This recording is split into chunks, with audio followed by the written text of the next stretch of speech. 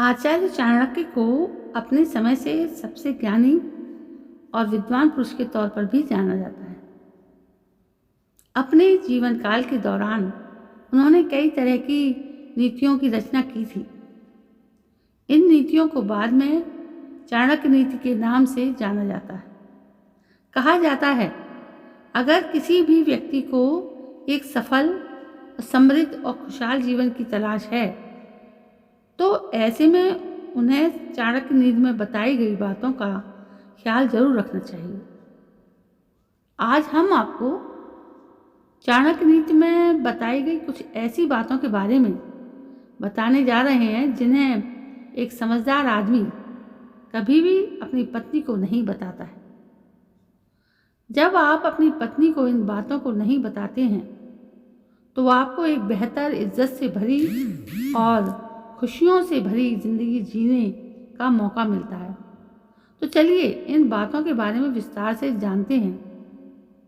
पहली है दान की जानकारी। चाणक्य नीति के अनुसार आपको अपनी पत्नी को कभी भी दान पुण्य से जुड़ी बातें नहीं बतानी चाहिए। शास्त्रों में दान की जानकारी किसी को भी देने से मना किया गया है। जब आप दान की बात किसी और को बताते हैं तो उसका फल आपको मिलता नहीं है। कई बार दान देने की वजह से आपकी पत्नी आपको ताने भी मार सकती है। दूसरी बात है कमाई की जानकारी। आचार्य चाणक्य के अनुसार आपको अपनी कमाई की जानकारी पत्नी को भी नहीं देनी चाहिए। आप कितने पैसे कमा रहे हैं इसकी जानकारी सिर्फ आपको होनी चाहिए।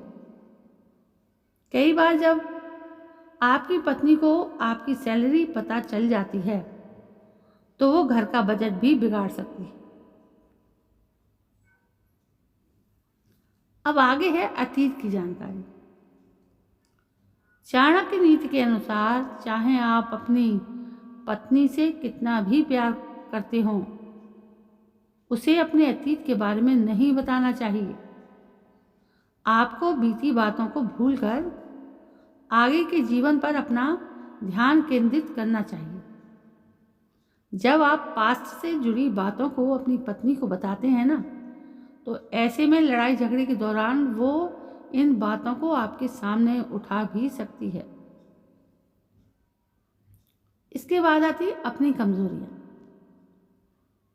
आचार्य चाणक्य के अनुसार आपको अपनी कमजोरियों को कभी भी अपनी पत्नी को नहीं बताना चाहिए।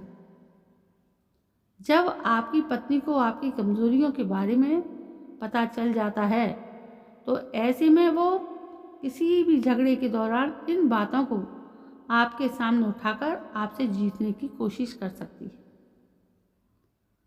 तो दोस्तों, चाणक्य की इन पुरानी नीतियों के बारे में यदि हम आज बात करते हैं तो ताज्जुब होता है कि कैसे आगे आने वाले समाज में इन सब कुरीतियों की जो कारण है वो ये सारी बातें हैं। दोस्तों, यदि आपको ये जानकारी पसंद आई है इस वीडियो के माध्यम से तो आप प्लीज़ मुझे कमेंट करके ज़रूर बताएं। कल मैं फिर हाजिर होती हूँ एक नई कहानी के साथ। तब तक के लिए जय हिंद, वंदे मातरम।